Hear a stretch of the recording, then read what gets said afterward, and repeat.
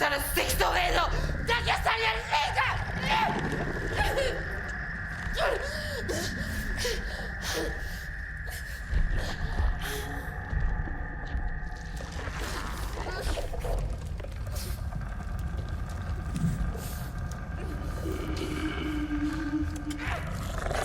So, yeah, I mean, there's a lot of stuff I want to ask you. I'll start with the Gorge, if that's okay with you. Please Okay. do, yeah. Yeah. So I'm going to say that I think Apple made a mistake with this. I really feel like this should have been in a theater. This is a theater movie, just because of the grandiose of things. What's at the bottom of the Gorge? What's that? It just needs to be taken at a bit. I think I say this at every interview, that things need to be seen in a theater. But this is the most theater movie that should have been in a theater that I've seen all year. I really felt like it's so grandiose, it's so big, it plays like this wonderful movie. Do you agree with that? It's the first time I've heard it, and obviously I'm biased because I'd love it to be in a theater. Yeah. And I definitely chime with you in that I think most films are better there. So to that extent, I agree with you that I think for me, some of the really formative experiences of acting or just enjoying things in general like that were going to the cinema. That was just this place that was this magic that you go and see, and it just takes you to another world. So in that respect, I agree. I think probably it's just, I don't know if I can necessarily say that Apple made a mistake with this one, but I totally agree with you in that. I think though, when you see things like that on that scale, there's kind of nothing like that magic that you get in the cinema, in my opinion. Yeah, maybe mistake was the wrong word. I wish they had put it. Okay. Give them an option, like release it. Okay, so you can watch it here. But hey, Yeah. if you want to go to the theater, it's easy to say because it's not my money. Sure, right. Yeah. There's the other piece, which obviously everyone's negotiating at the moment. But yeah, I know what you mean. I would love to have seen it on that, as you say, for that kind of, because it had some of the unashamed theatricality to it, which I think was a real strength of it. And I'd love to have seen that kind of, given its full size version. Yeah. So you play Bradford Shaw. So on your Instagram, which by the way, do you want to just throw it out there so people can follow Sure. you? Yeah, I'm at James J Marlowe at Instagram. Well, with Instagram. So yeah. So at James J Marlowe. So there's a lot of pictures and photos of you on your Instagram in that Bradford Shaw outfit. What do you want to? Anything you want to say about that? And did it take a long time to do that, to get you in that? I just noticed today, because I was putting some of the graphics on the screen. I didn't know you had a pair of eyes on your forehead. Yeah, it's a real, I mean, it was a whole thing, a really exciting, unexpectedly exciting adventure, I think. Didn't really know what I was getting myself in for at all. And thankfully, you just had this amazing team around you. But yeah, so the big question everyone asks is, how long did that take to put on? The first sitting, I think, was 5 hours. At the beginning, when we first started doing it, was 5 hours to get into makeup. Which, when you see your call time, your pickup car time, and it's gotten like 01 something on it, you're like, oh wow, okay, we're on set tomorrow, and it's picking up at like 1 a.m. just so they have time to get you into all of it. That was pretty eye-opening. But it's not just me, it's the entire team. And in fact, I'm there after the whole kind of SMFX team are there. But the team that I had were amazing, and they managed to kind of bring that down through just pure skill execution down to about 3.5 hours to 3 hours sometimes. So it was a real thing, but it's when you really appreciate being in such kind of safe hands there. We obviously the original designed work and stuff was all done by David White, and having him oversee everything is incredible. His kind of CV is laughably good when you see the work he's done. And then on top of that, we had Nick Burke and Jess Hobbs, who were mainly kind of looking after me. I was surrounded by also some other incredible people. But that's when you realize how important it is to have super skilled, super nice, super pro people, because they actually made it super easy. Yeah. How many days did you have to go through that process? Because like you said, you're 5 hours before you're actually going into, you have to get all done up. So how many different occasions was that? Yeah. So it was, I'm trying to think about how many days I was on set. I was probably there the best part of kind of 2 weeks. So maybe about between 10 and 14 times doing that. Wow. I think it was about that. It may have been fewer, but Yeah, I know that they were trying to be as lean as possible with the, exactly as we said, for all the reasons, trying to keep it as lean as possible. So the days they really stacked and made the most of. But yeah, we did it quite a few times. Yeah. Yeah, so so it's 5 hours each time. Is Mm. taking it off just quickly, just kind of pulling it, or is that a delicate process too?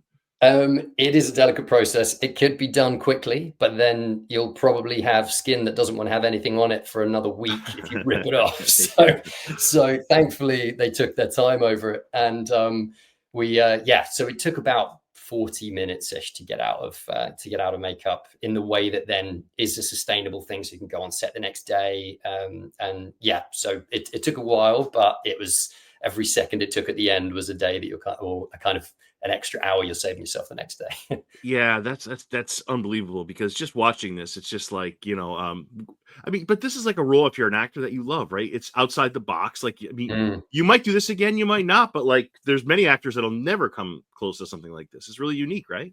Yeah, it was a real experience, and one that I've absolutely loved. Like, I've never done full prosthetic before. Like, I'd done some quite heavy makeup shows in the past, but mainly on stage. And then this was a whole nother level. Even the sitting for the prosthetic original, they make a kind of cast of your face, and that process involves, yeah, like you having to kind of be almost sensory deprivation while they put this whole mold on you of plaster of Paris and everything for about 40 minutes. And that can be enough to kind of really freak people out. And then the actual prosthetic, like, it goes into your lips and it's all over your hands, everything like that. It's quite invasive, but it is a huge experience. Like, we used to talk. So the theatrical show that I did that had the heavy makeup was Blue Man. I was a Blue Man in Blue Man group for a while, and Oh, cool. they always taught us there to kind of act like when you're putting these layers on, that you're not actually covering yourself up. You're like you are pulling layers away to Right. reveal something more kind of tribal or elemental within you. That's something I really held on to in this. So you can really kind of just let that rawness through and let it inhabit this character. Yeah. What are you doing in the chair when, do you just have to like sit still like this for 5 hours? I mean, I imagine you cannot look at your phone, or that'd be difficult, because they're trying to get you as accurate as possible. You can't be like looking and Yeah, I mean, for me, that's one of the biggest blessings, actually. Not being able to be on your phone is a real treat, to not have to, to be kind of in that zone. So basically, it's where, again, you get the impact of people like Nick and Jess. So you're just really surrounded by people who've got great stories, people who are really nice, people who listen to great music. That's pretty much what we were doing, is just listening to music and chatting through things and letting them go about their highly skilled work while you try and not mess it up. Right. How much of what we see in that final product is actually what you went through in that chair? Like, how much affect is added? How much CGI or whatever is added? Because it's just there's something, and we're getting into this. There's something that's so beautiful about that world down below. Like, it's scary as hell, but there's something like the colors, the purple, the black. It's like, oh my God, I don't want to say the word cozy, because that's insane, but it's there's something that's really beautiful about this whole world. But before I get there, just, how much of it is that CGI? Yeah, it's a really good question, because it's a delicate dance between the two, and something I think they deliberately didn't want to make sort of too clear on either side. A lot of it is kind of prosthetic, and that's what I think helped. And particularly as an actor, what really, really helps is that, when the reason it takes that long to put on is so not only that it looks great, but also that it moves in a way that allows you to actually act through it. They could have a mask piece that you put on, and that would be a much simpler process. You get more hours of sleep and everything like that, but you lose those even micro movements of the face that really give that an inner life. Right. And so what they did really well here, I think, is they did a delicate dance between that, and then also with those CGI elements that give it this extra kind of flair. And even the way it's edited, they're changing the kind of framature of it so that it kind of looks more jerky in the final version, and you're giving it as well fit through your performance. So it was a really nice example of all these departments coming together. Are you able to bring the mask or any part of it home? That's good. Sadly not. I would love to have been able to take that back. The particularly that kind of crown of kind of twigs and thorns branches thing at the top. But sadly, no. There was the memories have to live in the heart rather than being able to take them with me. James, how great would it have been on that last day if you just said, "See you guys, I'm going home," and then you drove home with all that stuff on you, just waving to people? That would have been ideal, I think. Yeah, I mean, what was quite funny is that because obviously it's such a, I mean, well, I've had a couple of different reactions. Some people have said it's weird that I can definitely see it's you. Then like The just like in beard, the yeah, nicest you way can. possible. It looks exactly like you. And then but also that you met people on the final day where you go to shake their hands and say, you know, thanks, it's been great working with you. And you realize they'd never seen you out of costume. So Yeah. there was, you know, someone, and because the kind of production design I thought was incredible, and there was a production design guy who makes props on there, a guy called Luke Finnegan, who I actually grew up doing like theatrical plays with, and we'd known each other since we were like 15, and Yeah. I'd stood right next to him while he's making this incredible piece of set, and he just never realized it was me. So it was a really transformative process. Yeah. So I want for those that haven't seen this yet, I can't recommend it enough. Like, it's one of my favorite movies of the year. It was so awesome. Like, I Oh, always feel great. too, James, I feel like this could be there's so much material here for a prequel. Like, Mm. I would love to see Bradford Shaw's story. Like, I would like to see, we kind of know it a little bit, but Yeah. like when you see it over an hour and a half, 2 hours, then you really know it. That's the thing, right? Well, you know, I'm obviously completely biased here as well, but I would love to see that too. I think there's what again was really nice about the way that kind of Zach Dean had put together this script, and even the way that we talked about it with Scott, Scott Derrickson. It was, how do we give this a real kind of, there's a real feeling behind this, that there is not just there's not just a monster down there. It's kind of like, what is the kind of inner life, inner character of that? Right. So, you know, you go through all of this work, and for me anyway, I find that creating that backstory really helps me understand the bit that you get to, you know, not just, oh, I'm playing this guy and he's angry because he's angry. It's like, well, what's the thing that makes what he's doing understandable, even Right. not necessarily justifiable, but certainly understandable? How do you get into that process? So there's all of that richness there, and I think, yeah, absolutely, I'd love to see more of it, explore that world more. What would you call those? Are they watchtowers? What would you call those two things on each side? What is that? What's the official name for that? Yeah, I guess watchtowers or sentry towers or something like that. But I think they're just called Tower 1 and Tower 2 in the script, and they're kind of all the kind of East Tower, North Tower, I think, West Tower. And yeah, but that sort of, again, what's really lovely about the way that they set the kind of lore of this thing is that this is a cyclical process that's happened multiple times, and what you see is when that cycle is broken with, you know, with Drasser and Levi. And I think it would be really interesting to see some of those prior cycles to that, you know, what's happened before, and particularly maybe in that first cycle, as you're saying, with Bradford Shaw and co, and like what happened at the beginning of this thing. Right. James, how would you, not Bradford, how would you do in that tower for like a year? How would you do? Yeah. I think I think it would be a kind of roller coaster, if I'm honest. I think I would go in and I'd be like, this is great, you know, Yeah. it's time to yourself, fantastic. Then you'd go through the total losing your mind part where you don't understand who you are anymore and what's going on, and really losing the thread. I'd hope that at some point I'd find equilibrium, but I think depending on when I was kind of taken out of that cycle day to day, you'd either find me completely as a kind of puddle on the floor, or as someone who is making the most of that kind of solitude. Because there's always something like on the internet where they offer these jobs up where you have to be in a lighthouse for a year or on like conservation land, whatever but it's just, I'm like, yeah, you'd find it, like you just said, you'd find it great at the beginning, but then when there's like no limited internet, you're 6 months in, 3 months in, now you're going through that, you know, that psychological stuff. And I don't think I could. That'd be hard. Well, you think even, you know, I guess we've all had a little taste of it, right? With not that long ago being in some way quarantined or isolated inside our houses. Yeah.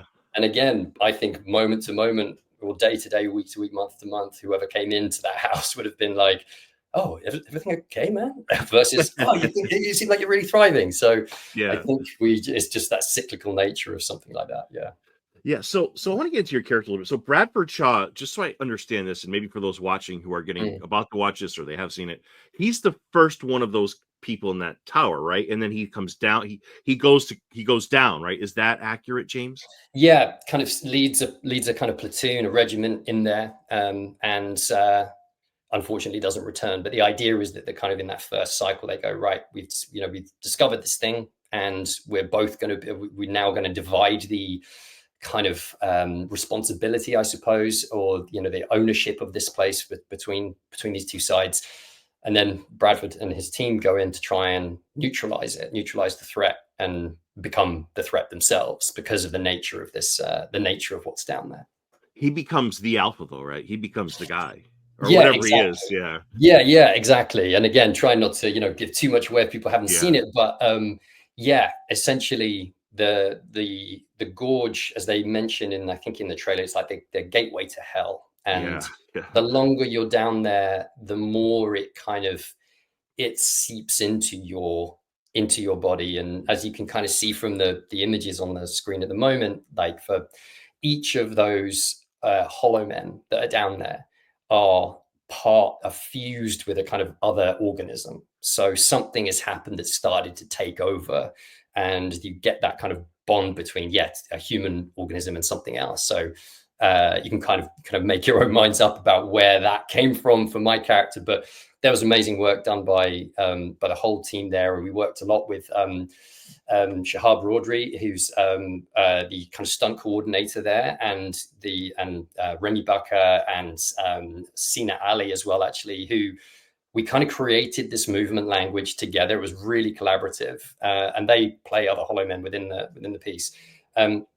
And we would just start to think about what does the physical manifestation of that look like? Like, right. how does having that thing growing through you change the way that you inhabit that movement? And so it was really fun to play around with, and we'd like watch each other back and give each other kind of notes and say, oh yeah, I really like this thing you're doing with your hand. How can we develop that? So there's a kind of a through line as well between all the different Hollow Men. Yeah, it was a real playground. Really, really fun to explore.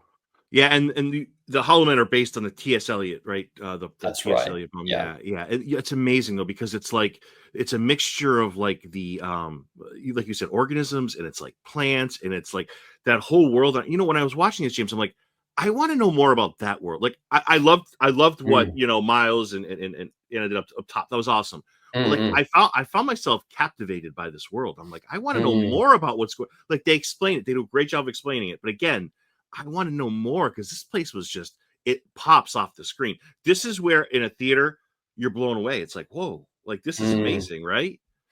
Yeah, I mean, it was incredible. Like, and it was, again, a really, really fun playground to play in. Like, and when you see the way that, like, like The Dan captured church, it, the church and the everything. church, all of those Yeah. things. It was a real moment, when we went in to shoot some of the scenes. Yeah, when we went to shoot some of the scenes in that forest, in that fog in the forest, and you walk in and you see each of these trees that had so much care taken over it. I mean, it was quite. So you feel like you're kind of going into like a compound in Jurassic Park or something. You drive in and you've got all of the kind of vinyl mesh things that you go through, is because they're keeping atmospheric pressure in there to keep the haze at a certain level. And yeah, you go in and there's this rich world they've created. And then you can hear, like, I could hear my horse running around with, because they were kind of warming him up before we kind of jumped on to do our scenes. And it was just, yeah, it was really a kind of moment of just, this is insane. If they catch it, even kind of a tiny portion of this, and get that on screen, it will really transport people. And I think I totally agree with you. Again, totally biased. I'd have loved to see more down there going on. But I think the decision there, which I think worked really well, was to kind of leave people wanting more, like that thing of just thinking like, oh, just this glimpse into this really rich but sort of supernatural world. Yeah, and it's got a 6.7 on IMDb. That's criminal. Like this is a great, like that's a criminal score. Like I've watched these movies. Like I just saw The Life of Chuck, right? That gets like a 7. It's like that movie was mind blowing. Like Yeah. I'm convinced, James. There's people like, even as a podcast, like when people leave reviews, they just say, F this guy. I'm going to give him 1 star, or I'm going to give a thumbs down. I see it all the time. People are negative for the sake of being negative. They're not even, I bet you half those people even see the product, you know?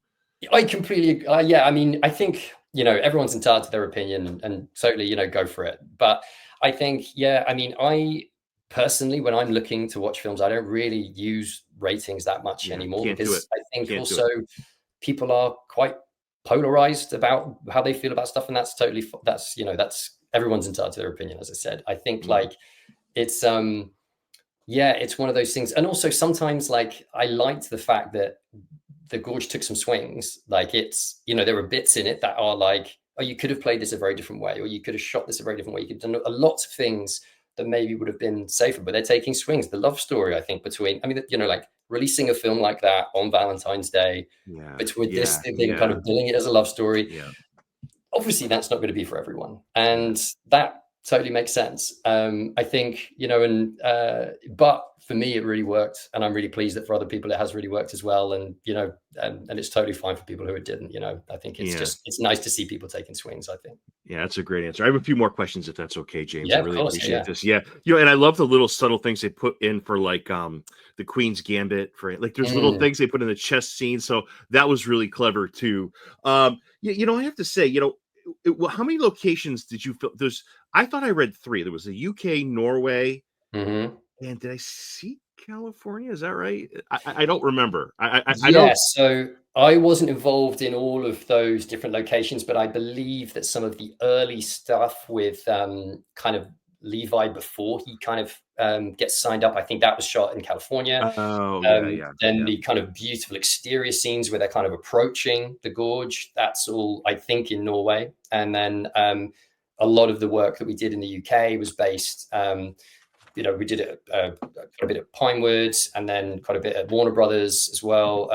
And so we were just in these incredible sound stages where, again, you kind of feel like such a kind of kid in a playground when you go into these sets, and you're just like, this is incredible. And the level of detail and the amount of work that you can see on displays is just amazing. So that really was an actual horse that you were on? That was yeah. Oh, how proficient do you have to be with that, James? Like, that could be unpredictable. Yeah, I mean, it was a really fun thing, kind of brushing up those horse skills to make sure that was all going to work, particularly because, horses are really, really sensitive animals, in a very feeling animals. And when you turn up looking like you do, they understandably have quite a lot of feelings about the way you look.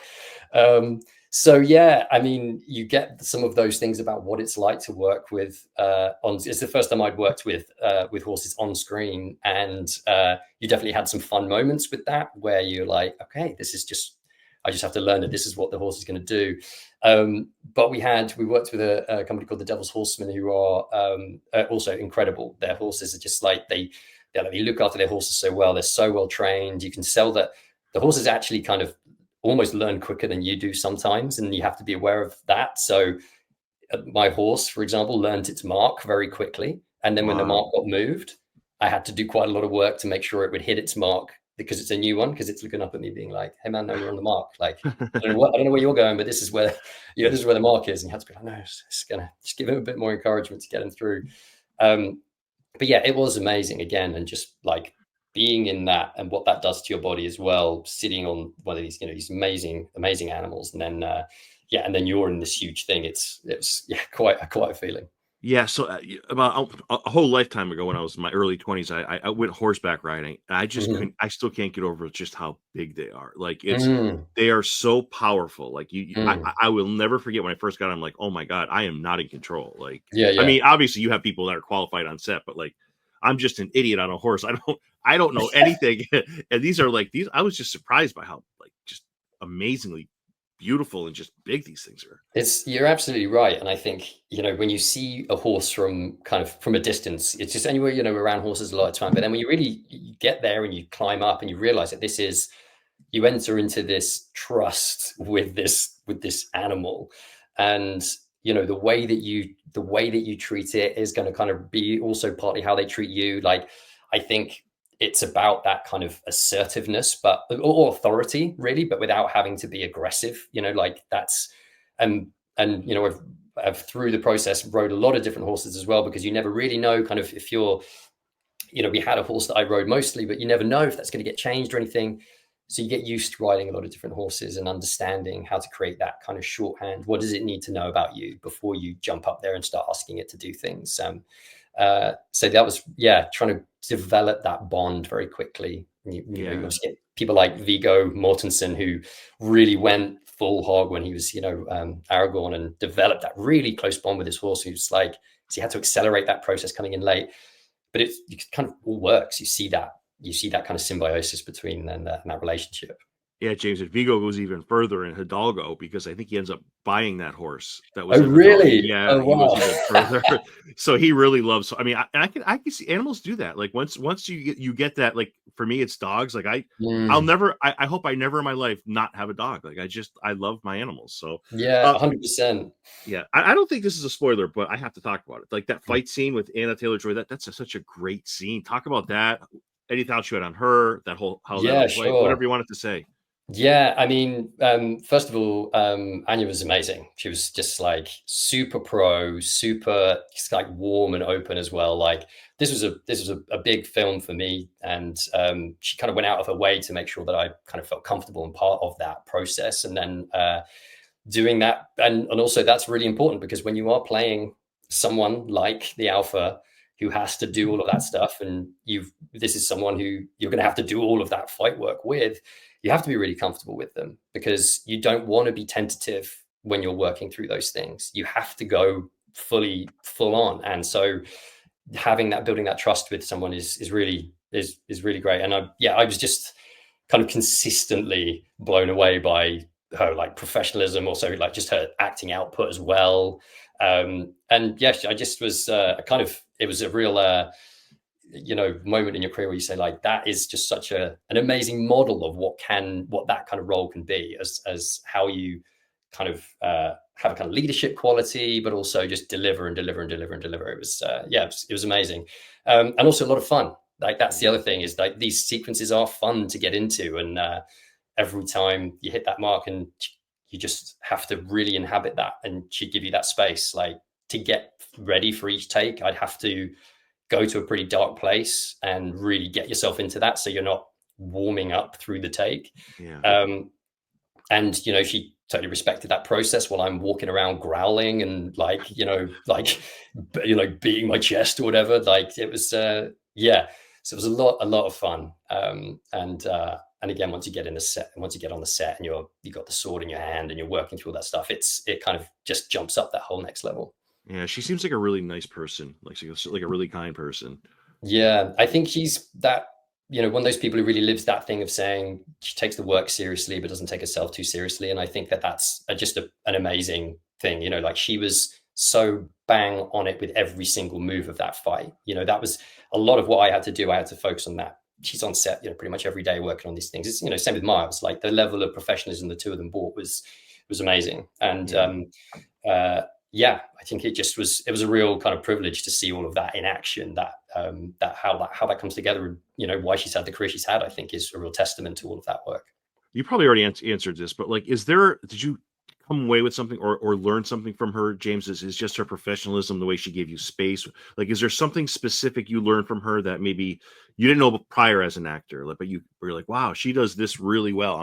I love the way she did that. Yeah, I think being able to, she's someone who really understands her process and knows what she needs a lot. I think, well, two things. First of all, was just being so on it with everything. Like everything was right there. Changes had been made to the fight that morning. She turns up to the fight rehearsal and she knows exactly what everything is. So I think there's the graft is one thing to kind of to remember. But yeah, and I think the other thing is just knowing what she needs to do a great take. So, if she needs a minute, she communicates really clearly to everyone on set what she needs. And I think it's great. Like it's, Kate, like always kind of yes-anding with people. Like, we want to try this, we want to try that. And she's like, great, okay, give me 10 seconds. I just need to map that out. Right, let's go. And it saves so much time rather than kind of, I'm not really sure, I'll give it a go. Like, really, really clear communication. And it was really helpful for me, again, when something happened, to say someone's like, can you just lie down there quickly? And you're like, yeah, sure.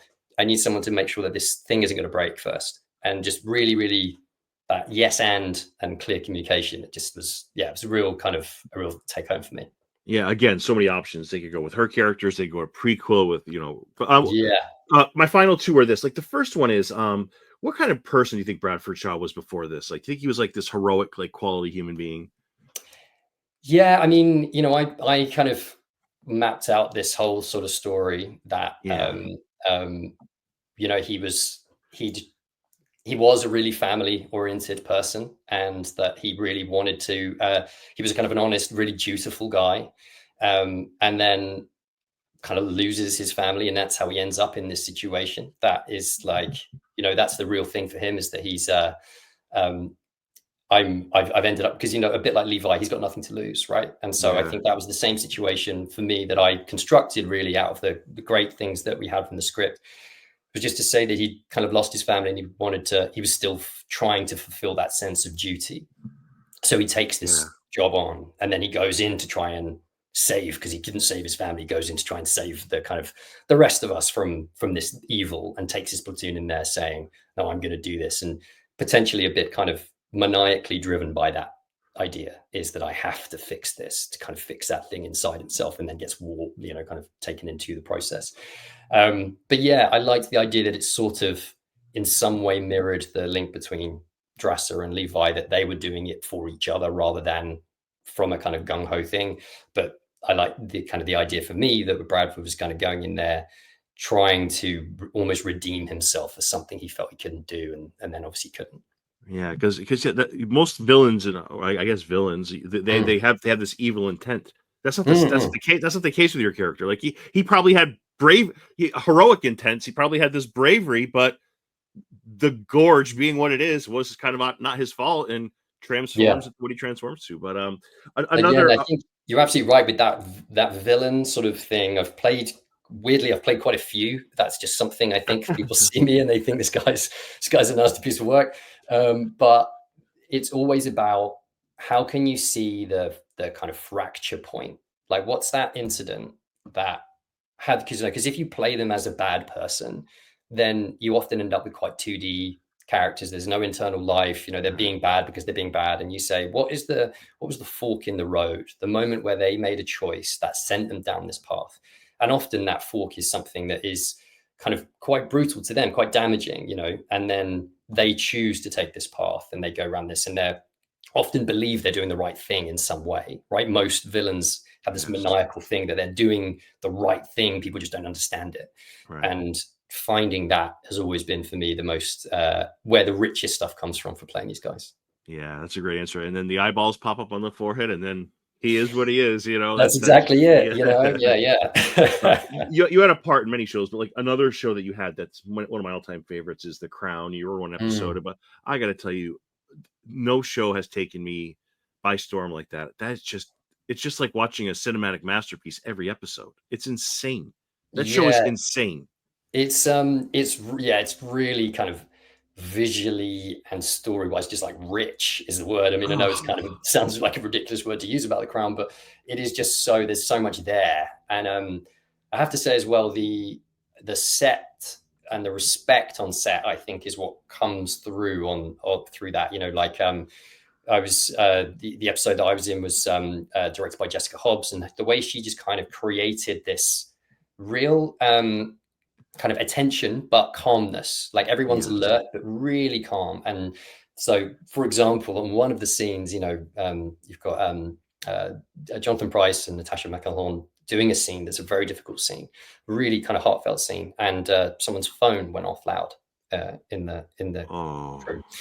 And in different sets, I would absolutely have seen that as being a huge explosion point and the kind of afternoons thing. And actually, ultimately, that's just going to make a lot of the work after that kind of worse. Instead, it was dealt with really kind of clearly, but respectfully, and everyone moved on, and it just didn't disrupt. It meant it disrupted, you know, like a 10-second take, rather than, oh, this is now going to be a cloud on the rest of this afternoon while everyone's trying to do their work. And that was a real moment where you go, oh, okay, these are people they've created something here over those up 5 seasons, up to the point I was in it, that has that's really kind of enduring and respectful. And I think that comes across on screen. Oh, James, there are some actors and directors that I could, if that would happen on their set, oh my God, it would have been a powder keg. It would have been like, what are you, and magnified by a million? My God, yeah. Of You know, course. yeah. Sorry, I was just going to say that sometimes you get those moments and we get the tiny out of context moment where, you know, say if this is someone who's done it for like months on end and you only ever see the flashpoint, that's sort of different. But yeah, I know what you mean. There are some people who are ready to pop immediately. Yeah, First, you know, one strike, you're out, you know. yeah. On that season 5, which is the season you were in, Mm, that's Elizabeth Debicki as Princess Diana. mm, I got to tell you, James, I forgot I was watching an actor. I thought I was watching Princess Diana at that point. Like mm. she is. I mean, that show's filled with unbelievable actors, Olivia Colman, on and on. But she is terrific as Princess Diana. Yeah, I have to completely agree. Like it's, I think the show really allowed people, you know, to transform themselves, you know, and like, I mean, my part in it was so small, but it was really wonderful to be able to sit and watch a lot of Yeah, what was happening. And right. a lot of my scenes were with, or I spent a lot of time on set, at least with Jonathan Pryce, and watching the way that he goes about his business again, someone who you can just really learn Oh, from, it's really terrific. Yeah. see all those things. But yeah, I completely agree. I think yeah, some of the work that was done to just kind of step into those characters without caricaturing them was incredible.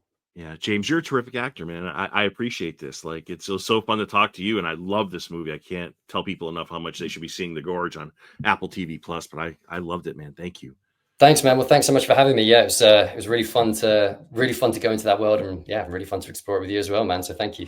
James.